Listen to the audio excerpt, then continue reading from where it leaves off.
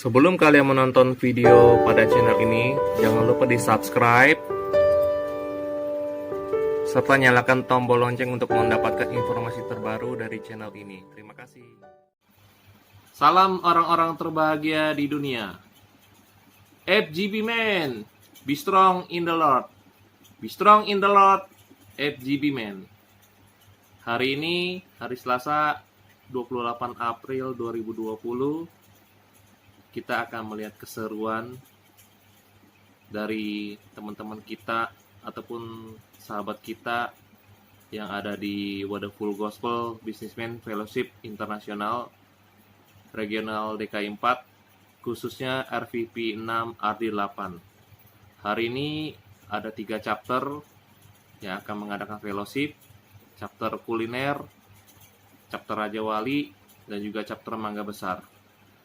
Saksikan ya guys dari awal hingga akhirnya buat video pada hari ini. Thank you Tuhan, atas kasih-Mu yang tak pernah meninggalkan kami dari dulu, sekarang dan sampai selama-lamanya. Kalau saat ini kami akan memulai ibadah chapter online, biarlah lewat keterbatasan pertemuan kami bisa terus memuliakan nama-Mu lewat ibadah ini ya Bapak.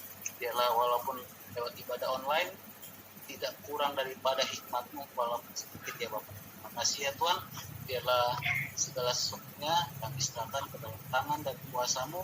Biarlah Engkau menjamah setiap kami dan ibadah ini bisa berjalan dengan baik dari awal hingga selesai. Terima kasih Bapak, di dalam nama Yesus kita semua percaya sama kata-kata. Amin. Amin. Untuk bukan kita coba saat kemudian silakan go Unge.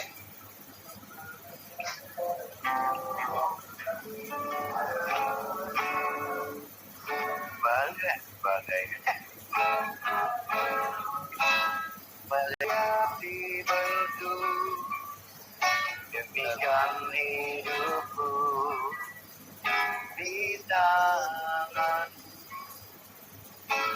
dengan urapan kuasa Roh-Mu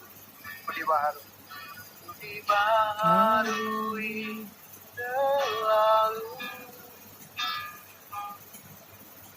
Jadikanku Allah dalam rumah-Mu, inilah hidupku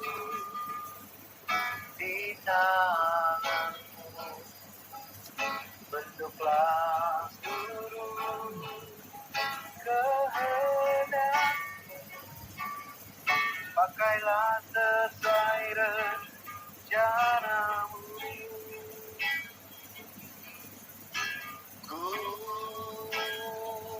mau seperti-Mu, Yesus, disempurnakan selalu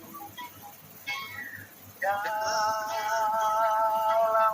setiap jalanku, memuliakan nama-Mu. Ku mau seperti-Mu, Yesus. Ku mau seperti-Mu, Yesus. Sempurnakan selalu dalam setiap jalan, memuliakan nama-Mu, memuliakan nama-Mu.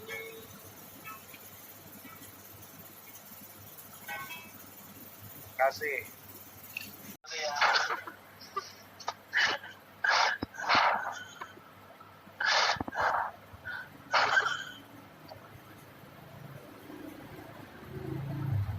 Mungkin Bro Kimsan yang baru sembuh dari Karena jatuh waktu itu terus udah gitu tulang ada retak dan dipasang pen, ada operasi gitu ya, operasi pasang pen itu semuanya dibikin lancar dan juga Saya berterima kasih karena diberi kesempatan untuk join asuransi ya waktu itu yang mengcover semua gitu. Akhirnya di cover semua itu biayanya sangat tinggi, sangat tinggi.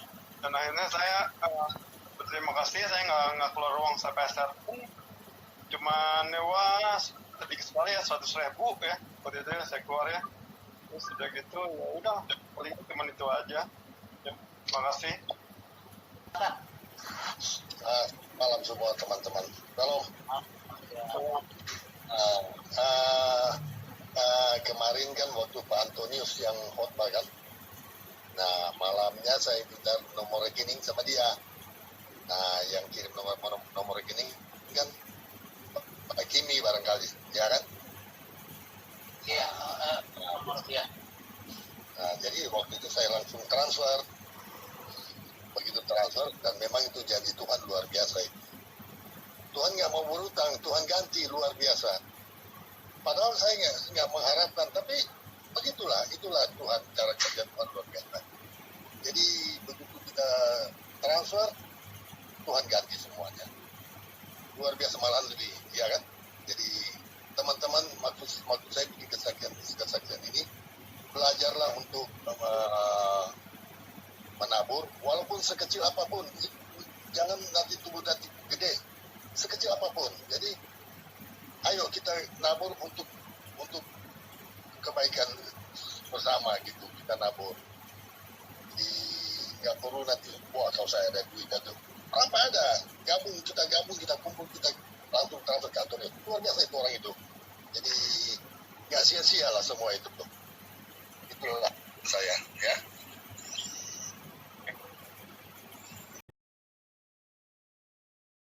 Kamu bisa memenangkan permainan mustahil ini, karena Yesus sudah memenangkannya bagimu. Jangan lupa jempolnya guys. Terus semakin banyak jempol, semakin like, semakin bagus. Ayo guys, tekan like-nya sekarang guys. Ada ngaruhnya kak? Ada. Kalau bilang tambah, saya kan di insurance. Saya kan di insurance, ya efeknya saya nggak bisa prospek via tatap muka, mau kan via call atau via dan lain sebagainya lah dari online, dan itu tidak efektif ya, sebab karena kalau di asuransi itu kita prospek itu harus tatap muka, lebih enaknya. Nah itu yang pengaruh di saya ya. Dan yang kedua, lucunya begini nih, teman-teman ya, ini saya ngomong apa adanya ya teman-teman. Awal corona di bulan akhir Mei ya, saya udah senang-senang nih, nasabah saya nggak ada cuti premi. Kan ditanya sama Ko Jerry kan berapa nasabah cuti premi. Yul, nasabah kamu cuti premi gak? Enggak kok. Saya udah senang aja tuh. Nah, terus saudara saya kan nasabah saya di Allianz. Ya dong. Saya saat ini di Sun Life. Nah, dia bilang dia ada beberapa asuransi yang cuti premi. Saya bilang kepada saudara saya, oh kalau bisa yang ini jangan dicuti premi karena masih tahun kedua dan tahun ketiga soalnya kalau cuti premi. Nah di situ dia nggak cuti premi. Saya di sisi lain saya bilang nih, wah di nasabah saya di sana ada cuti premi nih, wah begituan banget nih, wah nanti boleh nih kesaksian nih. Pas tengah-tengah bulan April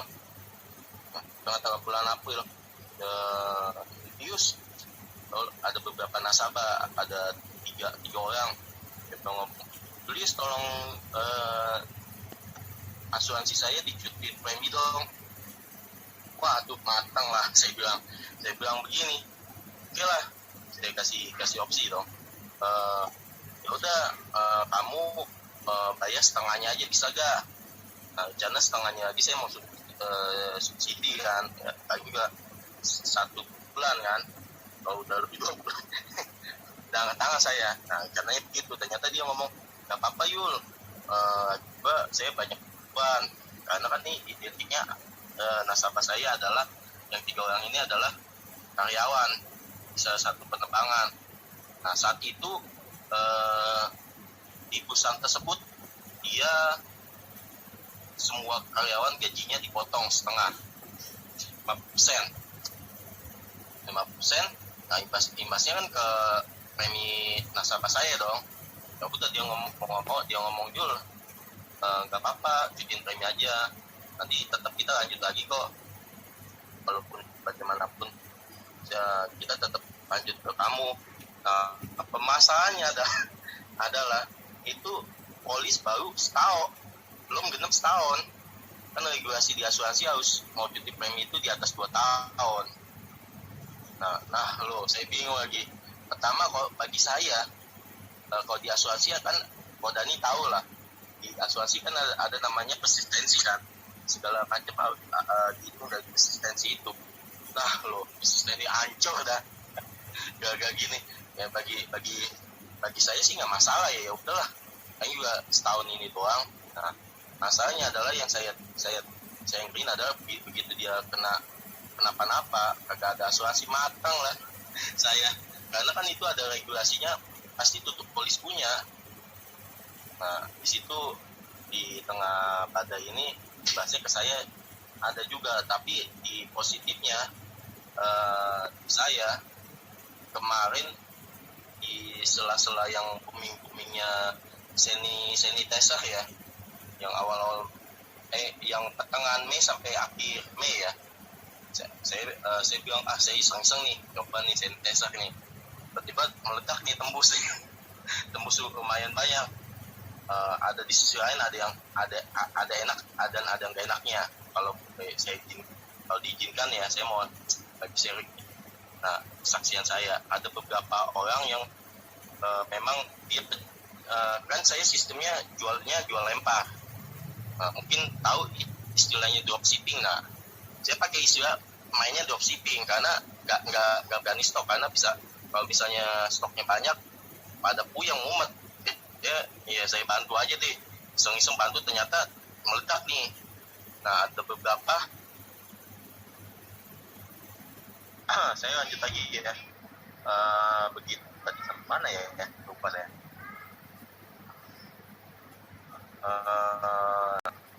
Nah sempat ada omongan Yul, antara bingung nggak bingung ya, struggle juga ya, karena kan saya lihat pergerakan sanitizer. Nah pergerakan sanitizer, wah ini udah akhir bulan ya, minggu terakhirnya Maret, wah ini udah mulai tanda sepi nih. Waduh. Nah di sisi lain yang sebelumnya itu dia teman saya ngomong sempat ada konflik ya, trouble ya sedikit ya Kak. Nah dia ngomong, Yul lu dagang gimana sih kok lu kagak nyetok gini dan gitu, ngajarin saya bla bla bla. Di awal kan saya bilang kan, Wan ini kalau misalnya memang iseng-iseng sanitizer ya, Wan berkati di sini ya, bagaimana caranya kan? Gitu, tiba-tiba Tuhan kasih hikmat, ya udah lu jual lempar aja, jual lempar. Satu, lu nggak pusing stok barang. Dua kan ini sanitizer ini musiman ya dong, musiman, bukan memang segala musiman gitu, kayak misal masker dan lain sebagainya itu musiman. Jadi lu nggak puyeng juga. Oh iya coba tiba-tiba meledak tuh, temen ngomong gitu, lu bego lu, kenapa lu di mana-mana nggak ada dagang itu pakai jual lempar begitu, yang ada dagang itu pakai modal. Nah di sisi lain kan, wah apakah saya pakai modal nih? Pas begitu teman saya ngomel-ngomelin saya karena ada satu konfliknya maksudnya yang barang sanitizer yang homemade itu kan habis ya. Si Cody kan saya udah pernah ceritain kan, Nah kalau mau beli di tempat Paudi kan harganya kagak fluktuatif begitu. Nah di situ teman saya ngomong, wah lu gimana sih Yul, mesen-mesen ujung-ujungnya habis nih, wah lu gantiin nih gini, gantiin nih harga yang dia harga misalnya satu liter itu 125. Nah itu ada kenaikan tuh fluktuatif, dia nggak mau tahu, suruh gantiin. Dia bilang, wah kalau begini kagak ada ceritanya, orang jualan kagak mau rugi lah, kamu jual nama, yang penting duit kan udah di tangan kita, dan kita istilahnya walaupun duit ada di tangan kita, ketika barang itu nggak ada atau mengalami kenaikan, kita baikin full, setidaknya kita ada etikat baik. Saya ngomong gitu, wah lu gimana sih, itu jelek jadi nama baiknya. Bukan masa nama baik, ini memang ini sanitizer ini udah ada kenaikan, kita udah gituin gitu. Nah orang itu, wah gua nggak mau tahu gini, saya nggak bisa amat aja dia. Nah di sisi lain, waduh, pas begitu singkat, pas begitu pada saat musimnya sepi di awal April ya, dia bilang, Yul, sanitizer lagi sepi ya sama saya. Iya. Saya bilang, untung bagus banget kalau nyetok lo ke teman saya. Kalau nyetok orang pada kelabakan karena stoknya masih banyak, di pasar lagi sepi. Disitulah Tuhan pimpin saya untuk kagak nyetok. Kalau nyetok amsyong saya. Gitu. Itu aja sih kesaksiannya saya. PNS Anda bisa namanya pensiun ya, 55 tahun ke atas, atau ada sebagai karyawan swasta ada pensiun.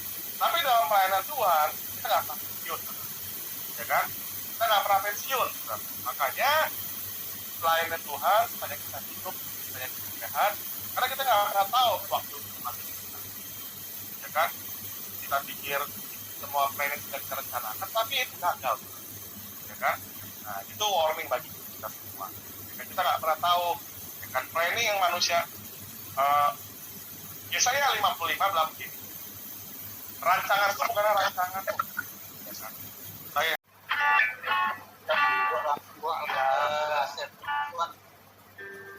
Persiapkan hatiku Tuhan.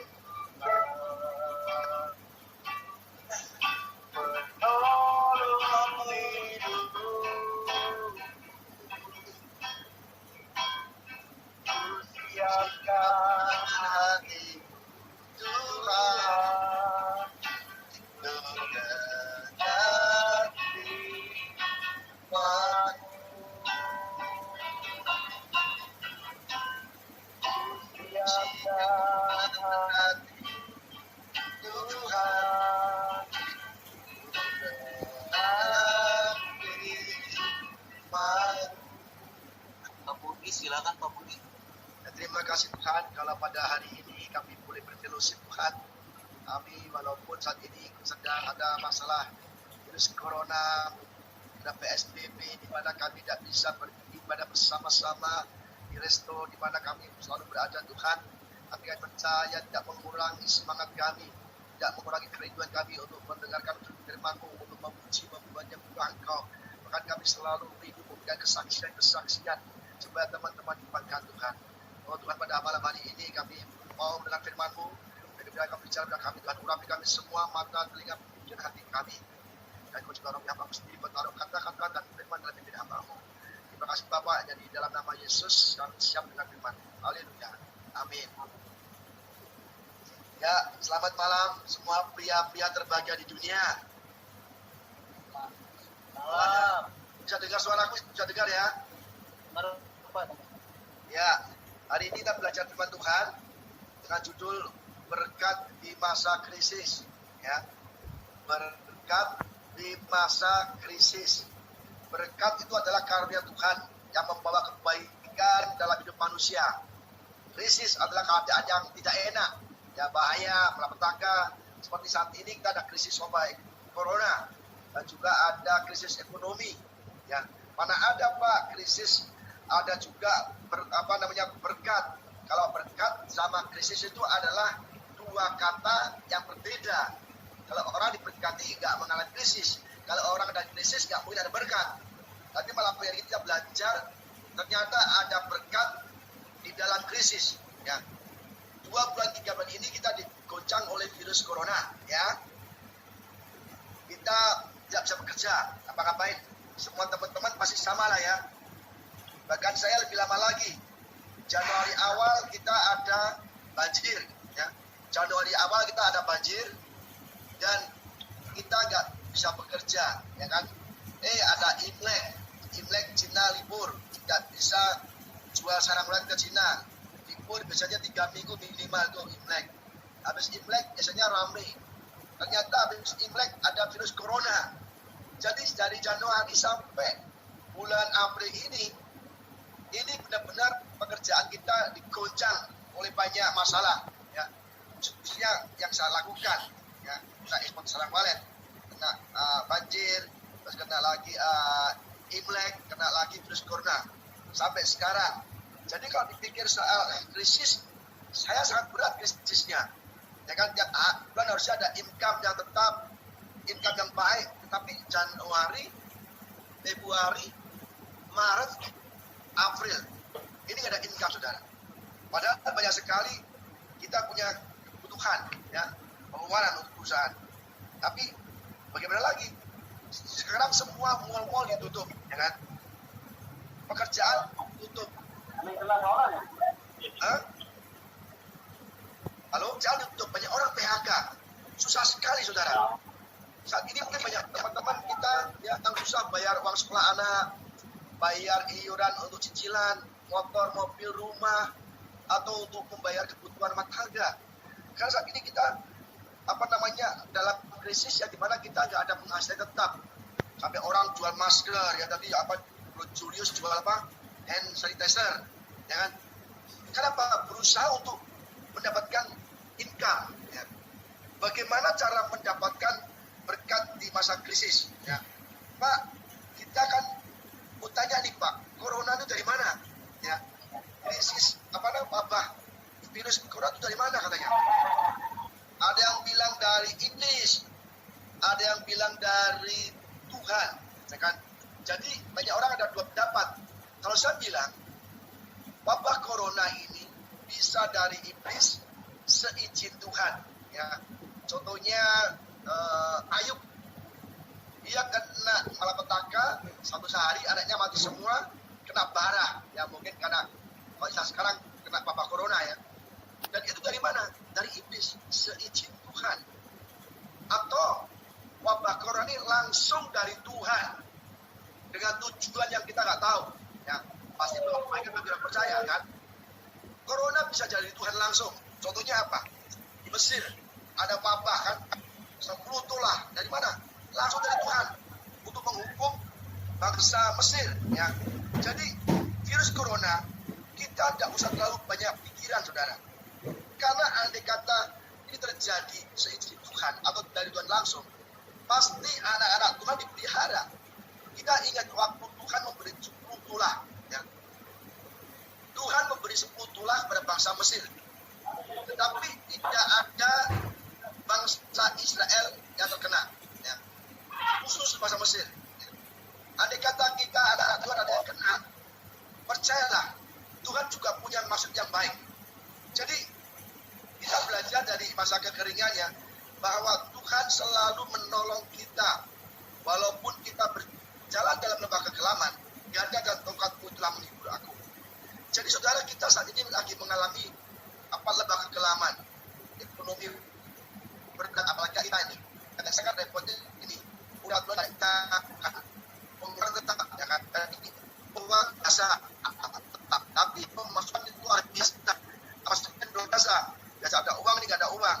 Habis ini ada THR, ada gajian, ada semua tagihan yang harus kita lunasi. Kenapa? Kita perusahaan. Dan juga ada kita pada hari Tuhan. Kalau kita percaya Yesus anak Tuhan, Tuhan selalu pelihara kita di tengah-tengah kekeringan. Amin saudara. Kita belajar di Elia ya. Elia itu memberikan waktu Tuhan memberikan kekeringan kepada Israel, karena waktu itu Israel di rajanya adalah Ahab. Ahab adalah penyembah berhala Baal dan dewa Asitoret.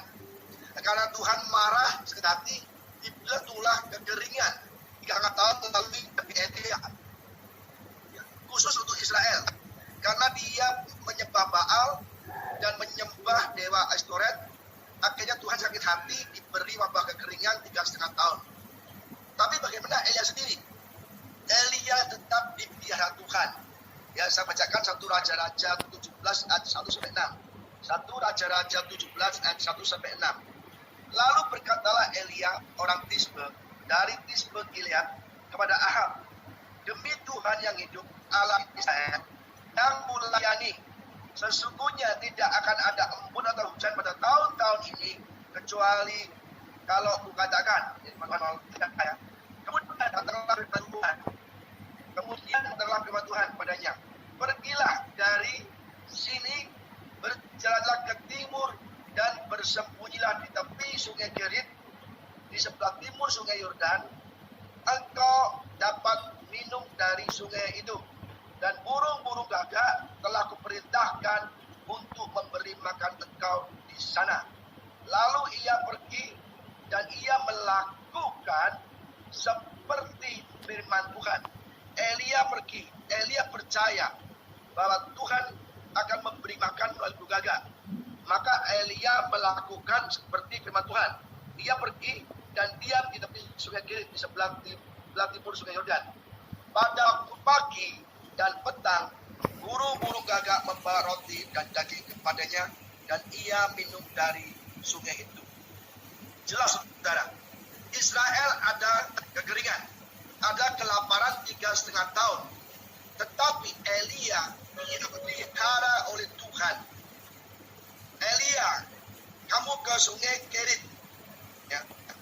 Nanti kamu minum di sana, dan aku akan kirim burung gagak untuk memberi engkau roti dan daging pagi dan sore.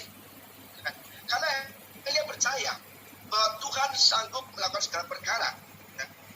Dan kita ke sana, kita akan bertahan. Soalnya karena kita saat ini ada virus corona, ada ekonomi, ya. Kita tidak usah takut, tidak usah khawatir, tidak usah tengking-tengking, hardik-hardik virus corona. Sampai saudara berbusa-busa, tidak mungkin bisa menghardik virus corona. Karena kayak virus corona dari Tuhan, atau mungkin dari iblis seizin Tuhan. Tapi intinya, anak Tuhan itu akan selalu dipelihara segala musim. Boleh ada masalah keuangan, tetap percaya Tuhan akan berkati kita di tengah-tengah kekeringan. Sungai Kerit, ya. Elia, kamu sana, akan Kerit engkau akan aku beri makan. Saudara, bayangkan, kita bisa nggak percaya, saudara. Nabi sahabat itu, tapi dia percaya Tuhan, apapun Tuhan sudah sanggup. Jadi kalau kita percaya Tuhan, Tuhan akan buka tingkap langit yang saudara nggak pernah pikirkan. Kalau saudara mengalami masalah semua, kali ini semua mengalami masalah. Nggak soal dunia bisnis, dunia rohani pun mengalami masalah berat. Sekarang begini, saya punya banyak teman hamba Tuhan, teman pendeta. Dia dapat makan dari khotbah, ya kan? Pendeta yang nggak punya gereja, dia dapat income, dapat nafkah dari khotbah. Ketika ada virus corona, gereja tutup 2 bulan lebih. Semua khotbah di cancel. Semua bulan cancel. Bagaimana mereka? Jadi, saudara, setiap kita, siapapun kita, saat ini kita semua akan mengalami hal yang sama. Ya, mengalami apa? Ekonomi yang menurun. Tapi saya bagaimana? Tapi bisa dan sebulan bisa 30 juta. Tapi ini 2 minggu saja saya nggak khotbah, saya nggak ada penghasilan. Wah, gimana lagi? Jadi, ayo saya dengan bisnis, dunia kerohanian, semua mengalami yang sama. Ya, tapi percayalah, anak-anak Tuhan pelihara. Ya, saya teruskan dengan ayat lagi, ayat yang berikutnya. 1 Raja 17:7-16.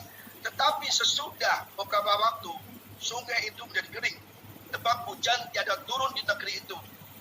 Maka datanglah firman Tuhan kepada Elia, bersiaplah pergi ke Sarfat yang termasuk wilayah Sidon.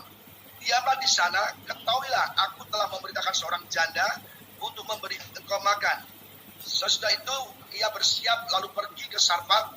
Setelah ia sampai ke pintu gerbang itu, tampaklah di sana seorang janda sedang mengumpulkan kayu api. Ia berseru pada perempuan itu, katanya, cobalah ambil bagiku sedikit air di dalam kendi supaya aku minum. Ketika perempuan itu pergi mengambilnya, ia berseru lagi, cobalah ambil juga bagiku sepotong roti. Saudara, sungai Kerit di mana Tuhan kirim Elia itu bisa kering, saudara, bisa kering, ya kan? Kering. Kenapa? Ini adalah alami, natural, sumber atau berkat natural. Air sungai kering karena apa?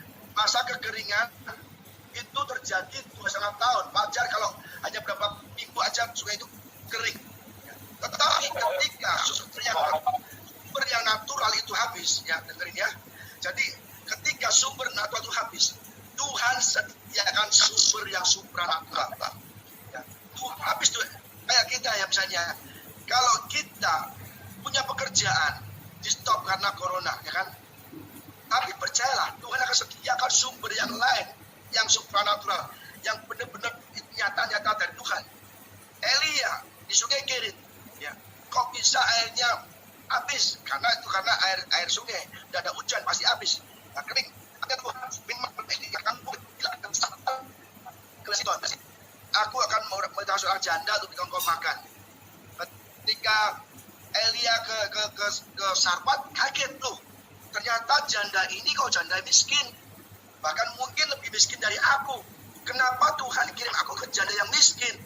Bukan janda yang kaya, yang menolong aku. Jadi saudara, Tuhan kalau menolong kita, kadang-kadang nggak masuk akal. Ya. Kayak dulu saya pernah ceritakan nggak tahu di macam bermana.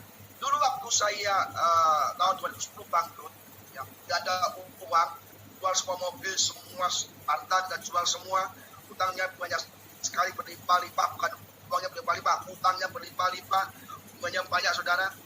Ya. Akhirnya saya nggak punya apa-apa. Ya. Akhirnya sampai banyak debt kolektor, ada karyawan demo semua. Ya. Saya nggak punya uang sama sekali. Saya berdoa, Tuhan tolong kami. Kami adalah anakmu.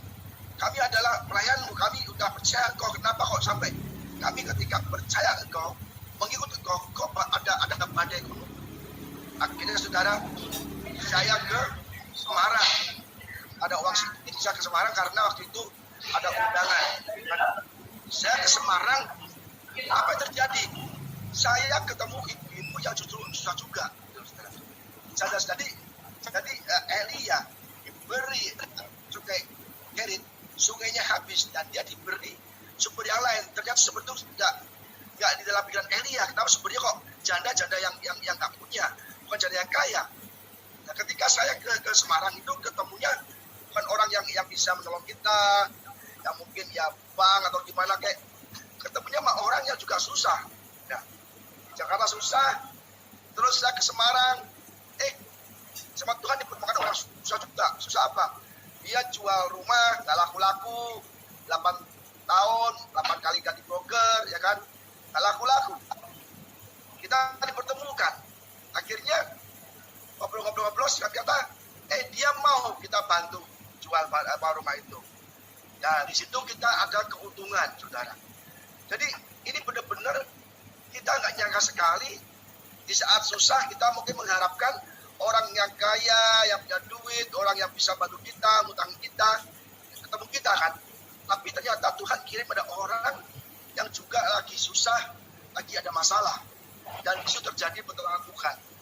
Hanya seperti Elia, dia sebagai gate habis, sumber yang natural habis, air habis.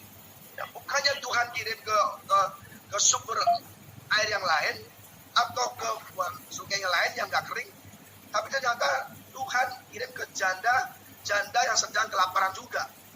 Janda yang punya tepung segenggam dan punya minyak sepuri. Elia bilang, janda, tolong beri aku air. Oke, aku kasih air. Belum selesai. Ya. Dia bilang gini, demi Tuhan Allahku, Allahmu yang hidup, sesungguhnya tidak ada roti bagiku, padaku, tidak ada roti padaku sedikit pun, kecuali segenggam tepung dalam tempayan dan sedikit minyak dalam buli-buli. Dan sekarang aku sedang mengumpulkan 2-3 potong kayu api, kemudian aku mau makan dan mengolahnya bagiku dan bagi anakku. Dan setelah kami makan, kami akan mati. Janda ini janda miskin sekali. Dia hanya punya tepung segenggam dan punya minyak sebuli. Aku lagi mengusahakan untuk makan. Habis makan, pasti aku besok mati. Tapi Elia berkata demikian, janganlah takut, pulanglah, buatlah seperti yang kau katakan. Tetapi buatlah lebih dahulu bagiku sepotong roti bundar, kau buat bagiku bawa padaku, kemudian barulah kau buat bagimu dan bagi anakmu. Saudara, ini hal yang sangat luar biasa. Ketika janda itu miskin, dia makan yang terakhir. Tetapi Elia bilang begini, janda, kamu masak boleh, tapi kasih aku makan dulu, baru kasih aku dulu. Tepung tempat itu akan habis, dan minyak dalam buli-buli pun tidak akan berkurang sampai waktu itu penuh hujan. Wah, itu bisa nggak percaya, saudara? Gila, aku gimana? Kamu siapa? Aku nggak kenal kau. Kau datang aku kasih air, oke lah kalau sisa. Ternyata Elia bilang, kasih aku dulu. Kalau Tuhan berkata, kalau kau kasih aku dulu, maka semuanya aku tambahkan. Saudara, janda itu janda yang taat pada Tuhan. Dan dia masa akhirnya dikasih dulu ke Elia. Ya kan, ke Elia. Terus kita isi Elia. Terus akhirnya dia mau makan. Itu tepung dan minyaknya tidak pernah habis. Artinya apa, saudara? Bahwa di tengah kekeringan, di tengah krisis ekonomi ini, di tengah wabah corona ini, iman kita diuji, kasih kita diuji, ketaatan kita diuji. Apakah kita orang-orang full gospel, businessman, apakah masih bisa memuliakan namaku dengan menolong orang? Kayak saya kemarin begini, saudara. Kemarin waktu saya 2 minggu lalu, saya nggak ada uang sama sekali, uang habis, tinggal 1 juta di CA, nggak 1 juta doang. Tuhan saya nggak tahu bagaimana mau makan, bagaimana untuk bayar parkir itu. Saya besok nggak tahu banyak tagihan, saya nggak bisa bayar, saya hanya ada uang 1 juta. Kita berdoa, ketika berdoa sore 1 juta, berdoa uang kita habis Tuhan, uang tinggal 1 juta. Akhirnya sore itu, ada orang datang, saudara, orang nggak punya uang. Dia, Pak, tolong Pak, anak saya kosnya dia mau diusir kalau nggak bayar uang kos dulu. Kenapa, Bu? Anak saya tuh ngojek, Pak, ojek online kan, dan selama ini nggak ada income. karena ada pembatasan, ada PSBB, dan anak saya nggak dapat income, dan dia bayar kos, nggak punya uang kontrakan, dan kurang berapa Bu? 600.000. Coba saudara, uang saya tinggal 1 juta. Tahu-tahu ada orang datang ke rumah minta 600.000 dalam PC. Saya bilang, baik saya gimana nih ya? Kita lagi doa, minta Tuhan uang, minta Tuhan berkat. Kok yang datang malah orang minta uang? Sampai sini kasih. Mungkin kita berharap sana. Beruntung dia. Kan tidak boleh untuk kita. Apa? Secara kekurangan masih bisa memberi.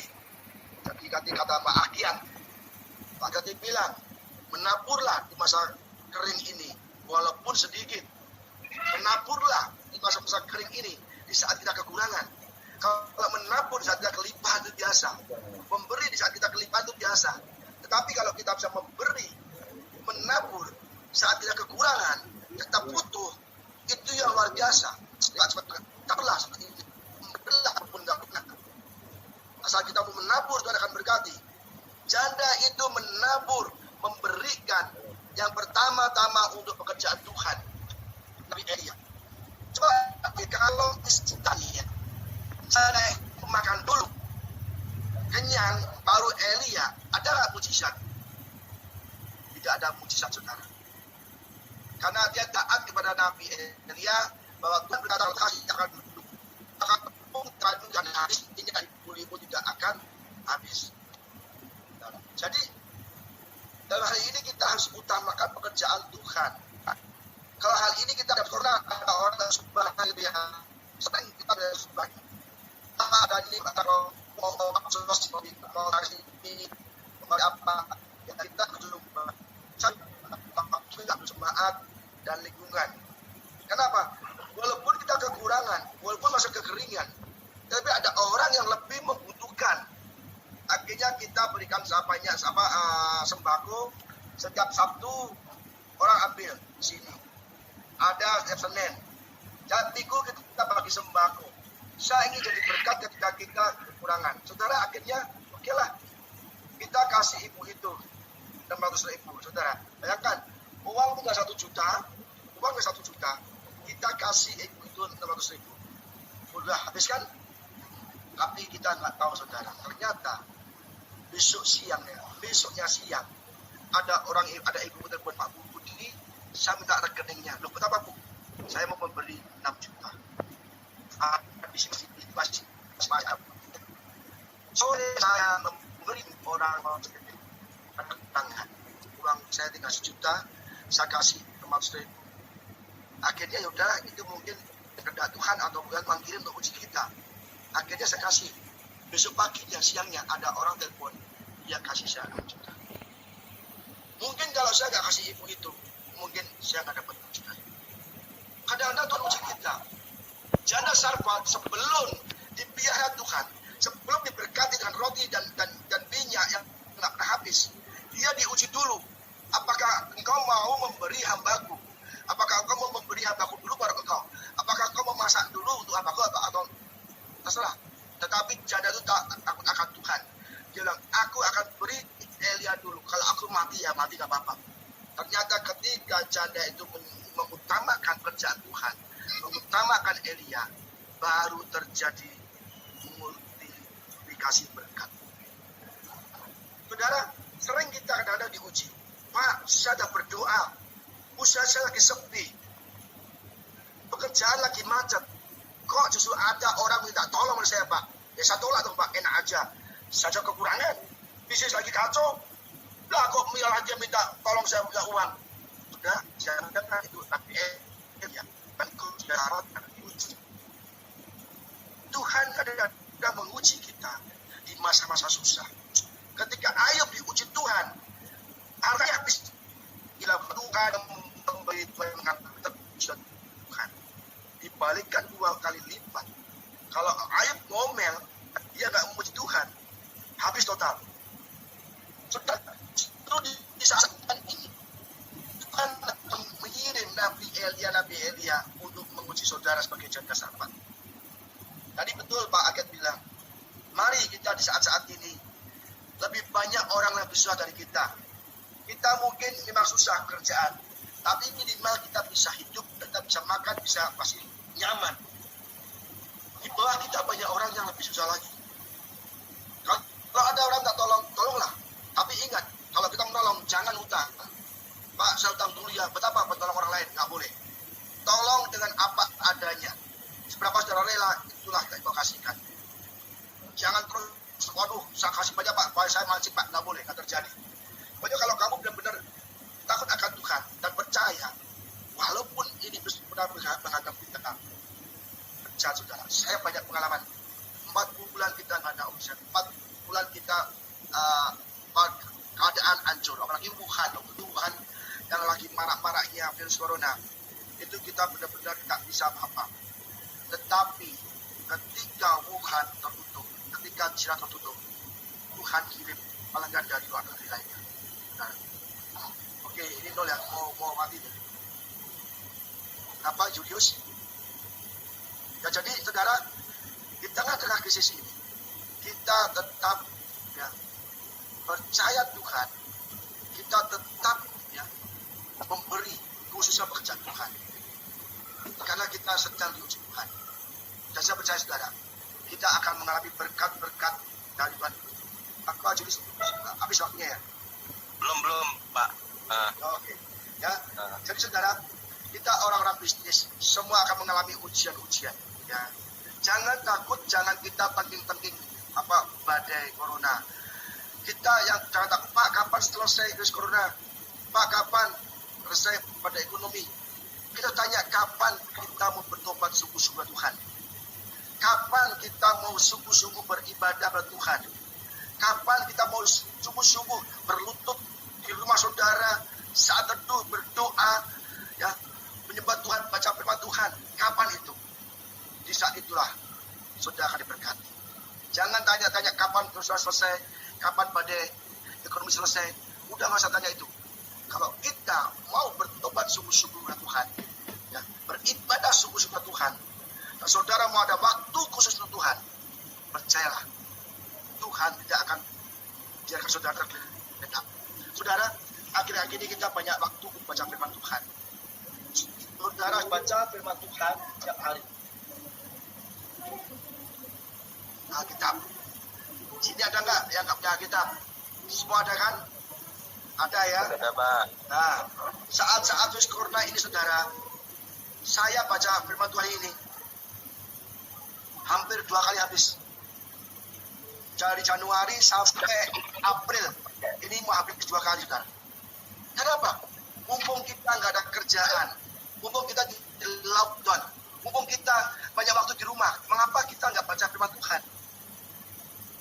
Baca firman Tuhan setiap hari, pagi, siang, sore, pagi, siang, sore. Kan nggak susah kan, kita di rumah ngapain? Daripada kita melakukan hal yang nggak berbeda, hanya humor. Baca firman Tuhan, percaya. Di situ saudara akan menemukan ya perkataan Tuhan yang membuat saudara jadi kuat. Oh, ternyata virus itu enteng. Tulah nggak ada zaman dulu. Dan lihat Tuhan. Ya saudara, jadi saya minta kepada saudara ya, chapter Raja Wali dan teman-temannya ini semua ya, mulai ada lockdown ini, saudara mulai baca Alkitab. Saya selalu kalau khotbah di mana-mana saya tekankan, ayo baca Alkitab. Ya. Jangan sampai kita tidak baca Alkitab itu sendiri. Jadi saudara, saya kira cukup demikian firman Tuhan ya. Artinya di tengah-tengah krisis virus corona dan ekonomi ini, saya mendorong saudara tetap percaya pada Tuhan bahwa semuanya itu terjadi seizin Tuhan. Seizin Tuhan. Tidak ada sehelai rambut saudara jatuh tanpa seizin Tuhan. Jadi kalau rambut jatuh saja seizin Tuhan, pasti virus corona juga seizin Tuhan.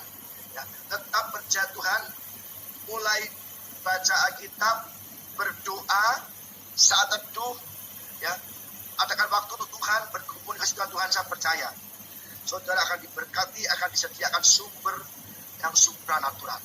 Sumber saudara yang natural habis, pecahan saudara yang habis, Tuhan akan sediakan sumber yang supranatural. Amin. Baca. Kalau ada yang tanya silakan. Ada yang tanya? Ada yang mau ditanya? melambaikan tangan. Kalau saudara Atau- mau melihat Dan apa mendengar khotbah Mas Yadi yang selama online ini, ya, saya kasih linknya nanti ya ke belajar pada hari ini tentang Nabi Elia dan janda Sarfat Tuhan, di mana dua hambamu ini adalah orang yang takut akan Engkau, percaya kepada Engkau Tuhan, taat kepada Engkau. Di tengah-tengah kekeringan 3,5 tahun, di mana tidak ada penghidupan, tidak ada nafkah, tidak ada makanan, tetapi Elia selalu taat akan perintahmu, taat akan kata firmanmu.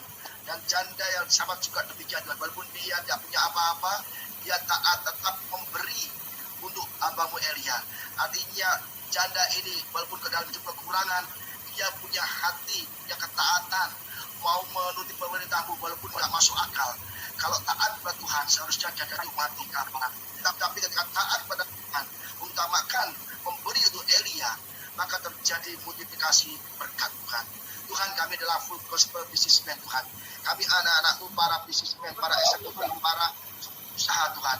Saat ini juga mengalami kekeringan, mengalami masalah ekonomi. Di tengah-tengah wabah virus corona, pekerjaan kami terhenti, usaha kami tersendat, income kami turun drastis Tuhan. Tapi kami percaya, kami mau belajar Tuhan dari janda Sarfat. Di tengah-tengah kekeringan, di tengah-tengah gak ada income, di tengah-tengah kita butuh uang, kami akan tetap belajar untuk memberi pada orang yang lebih kurang lagi. Kami belajar untuk memberi pada orang yang Kau kirim kepada kami Tuhan. Mungkin saat ini, mungkin kita pernah menolak orang yang Kau kirim. Mungkin itu dari Engkau Tuhan. Dan mulai hari ini kami belajar, kami akan mengasihi, kami akan tetap memberi kepada orang yang membutuhkan, walaupun kami juga kurang Tuhan. Dan di situ kami percaya, Tuhan akan tetap pelihara hidup kami. Tuhan pelihara Tuhan anak-anak full gospel yang pada malam hari ini mendengar firman-Mu. Kau pelihara hidupnya, kalau sumber naturalnya, pekerjaan yang biasa dilakukannya habis kering Tuhan. Kami percaya Engkau sediakan sumber yang supranatural bagi mereka semua Tuhan. Sediakan Tuhan. Supaya mereka percaya bahwa Tuhan yang memelihara, Tuhan yang berkuasa. Terima kasih Bapak, memberkati hari ini Tuhan, bertumbuh, berkembang, dan mencatat ini banyak lagi pria-pria dimenangkan. Hanya di dalam nama Yesus yang percaya, sama-sama katakan amin. Terima kasih buat teman-teman yang sudah menyaksikan video ini dari awal hingga akhirnya. Semoga informasi dari video ini dapat memberikan manfaat buat kalian yang menontonnya. Sampai jumpa pada video berikutnya guys. Thank you.